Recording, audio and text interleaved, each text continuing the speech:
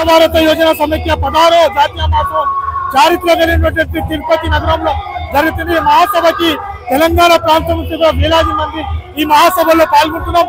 ఈ మహాసభలో ముఖ్యమైనటువంటి ఎజెండా ఈ రోజు భారతదేశవ్యాప్తంగా యువత ఎదుర్కొంటున్నటువంటి ముఖ్యమైనటువంటి సమస్యలపై అనేక పోరాటాలు నిర్వహించడానికి ఈ రోజు మహాసభని వేదిక చేసుకొని రేపు ఎల్లుండి దాకా చర్చలు జరిపి ఒక నూతన కార్యాచరణతోని ఈ భారతదేశ ప్రభుత్వం మీద ఒక మహత్వమైనటువంటి పోరాటానికి అఖిల భారత యోజన సమైక్యాన్ని సిద్ధం చేస్తాం।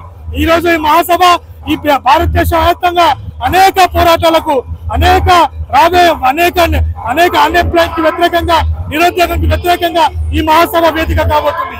ఈ మహాసభలో కుల వివక్షతకి మతోన్మాదానికి దేశాన్ని నాశనం చేస్తున్నటువంటి కార్పొరేట్ శక్తులకు వ్యతిరేకంగా ఒక నూతన కార్యాచరణ రూపొందించి ముందుకు కొనసాగుతామని ఈ సందర్భంగా హెచ్చరిస్తున్నాం। ఈ రోజు నరేంద్ర మోదీ సర్కార్ అధికారంలో వచ్చిన తర్వాత రోజుకి యువతకి మోసం చేస్తాం తప్ప యువతకు ఇచ్చినటువంటి హామీలను ప్రవేశపెట్టలేదు।